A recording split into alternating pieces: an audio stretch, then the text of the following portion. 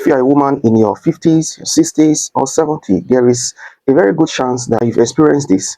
Maybe your interest in intimacy has quietly faded. Maybe you feel like a different version of yourself, still loving, still caring, but somehow switched off in that particular way. And here is what most women do. They say nothing, they assume it's just age. They tell themselves, I'm past that stage of life now. Or was they worry something is wrong with their relationship or with them personally. But here is what the research actually shows. Low libido in women over 50 is one of the most common and most ignored health concerns in senior women's medicine. Study shows that more than 40% of women over 55 experience significant distressing changes in their sexual desire. That's nearly half of all women in that age group. And yet, in a typical 15-minute doctor's visit, this topic almost never comes up. Women don't mention it, doctors don't ask. And so millions of women quietly live with this thinking is just normal aging. But here is the truth. Our body runs on signals, chemical signals, hormones. These hormones are like little messages that travel through your blood and tell your organs and brain what to do. When you are younger, your body produces these signals in large, steady amounts. You feel energy, you feel desire, you feel connected to your body. But here is what starts to happen around your 50s and accelerates into your 60s and 70s. Your hormones begin to shift dramatically. Now, most people know about estrogen. That's the hormones that most connected to menopause. And yes, when estrogen drops, it causes risk changes, dryness, discomfort, and mood shifts. But estrogen is not the whole story. There is another hormone, one that most women have never been told about in this context. A hormone that is actually considered the primary driver of sexual desire in women. It is called testosterone. Now I know you might be thinking, isn't testosterone a male hormone? Yes, men has much more of it, but women produce testosterone too, and it plays a critical role in your energy, your mood, and your confidence, and yes, your desire for intimacy. And here is the problem. By the time a woman reaches her 60s, her testosterone levels may have dropped by as much as 50% compared to her younger years. 50%. And this happens slowly, quietly, without any dramatic warning signs. No hot flash, no obvious signals. It just fades. And with it, for many women, goes the desire they once had. This drop in testosterone does not just affect libido directly, it also affects your brain's reward system, the part of your mind that makes you feel pleasure, connection, and motivation. So when testosterone is low, that system becomes quieter. Life can feel a little flat, a little less vivid. And intimacy, which requires that spark, can feel like something that belongs to the past. But here is what I need you to hear. This is not a personal failure, it's a hormonal shift and one that can be understood and addressed. And here's a part of this video that most women tell me change everything for them because the testosterone drop is real and important, but it is not the deepest layer of the story. There is something else happening beneath the surface, something that makes the testosterone drop worse, something that is so common in women over 60 that is practically invisible. And that something is chronic low-grade stress. Stay with me because I am not talking about the obvious kind of stress. I'm not talking about a crisis or a breakdown. I'm talking about the quiet, constant background stress that many older women carry every single day. They worry about health, worry about the family, about finances, about aging parents or adult children. The pressure of caregiving, which statistically falls on women far more than men. The loneliness that can creep in after retirement, after children leave, or after friendships change. The weight of always managing, always thinking, always holding things together. This kind of stress, even when it feels manageable, it triggers a hormone called cortisol. Cortisol is your body's stress hormone, and here is the critical piece that most people do not know. Testosterone and cortisol are in direct competition in the body. When cortisol goes up, testosterone goes down every single time. So when a woman is carrying years of quiet chronic stress, her cortisol level stays elevated, her testosterone levels stay suppressed. This means her libido is not just product of menopause, it's a product of stress nervous system signaling to her body. This is not a safe time to feel desire. This is a time to survive. And her body listens.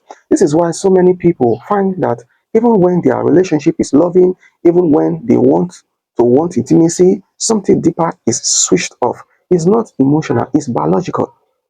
Her own stress hormones are overriding everything else. And here is a part that breaks my heart. Many of these women have lived decades putting everyone else first. Years of caregiving, years of managing, years of quietly absorbing stress so that others didn't have to. And their body has been keeping score the whole time. Now, I want to be very direct with you about what happens when it goes unaddressed. Because low libido is often dismissed as a quality of life issue, something cosmetic, something optional. But the science tells a different story. When chronic stress and low testosterone persist over years, the effects go far beyond intimacy. Low testosterone in older women is linked to increased fatigue and low energy, and is also linked to low muscle mass, which raises the risk of falls and fracture, mood changes, including depression and anxiety, and also cognitive decline, which includes increased risk of memory problems. And there is also a risk of decreased bone density, which directly increases the risk of osteoporosis.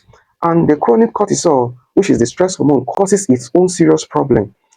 You see, long-term elevated cortisol is associated with high blood pressure, weakened immune function, poor sleep, and increased inflammation throughout the body.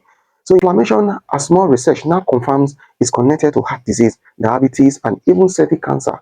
So what begins as a quiet fading of desire can, if left completely unaddressed, be a signal of a body under serious sustained stress with real consequences for long-term health.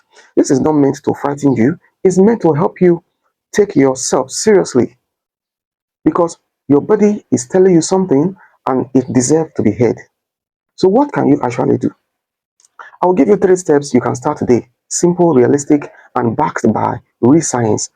So step 1 is that lower your cortisol every single day on purpose. Remember, cortisol suppresses testosterone. So the single most powerful thing you can do is to find a daily consistent way to lower your stress response.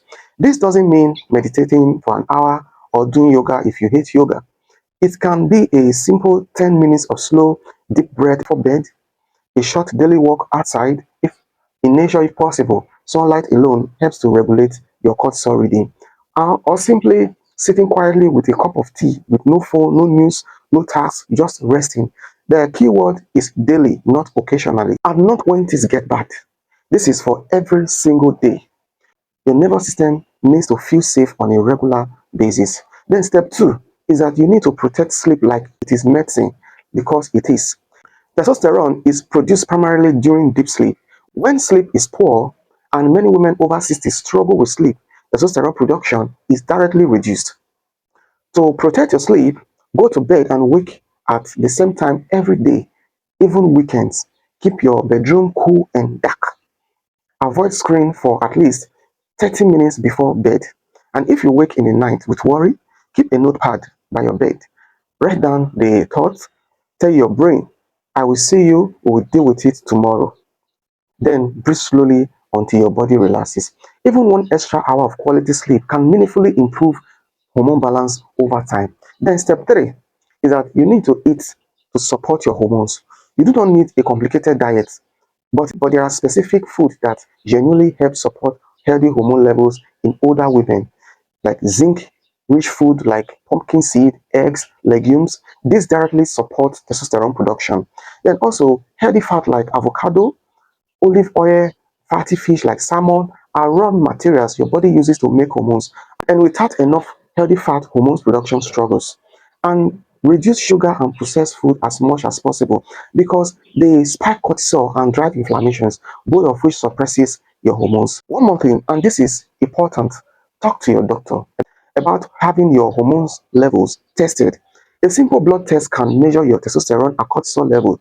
If your testosterone is clinically low, there are safe, well-studied treatment options available, including hormone therapy that your doctor can discuss with you.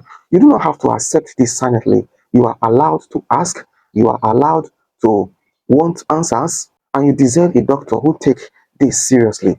If this video helped you understand something you've been wondering about quietly for a while, please share it with a woman in your life who might need to hear this.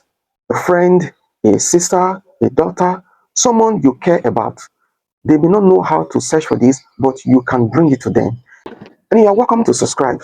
New videos every week, no complicated language, no fear, just real information, and helps you understand and care for your body.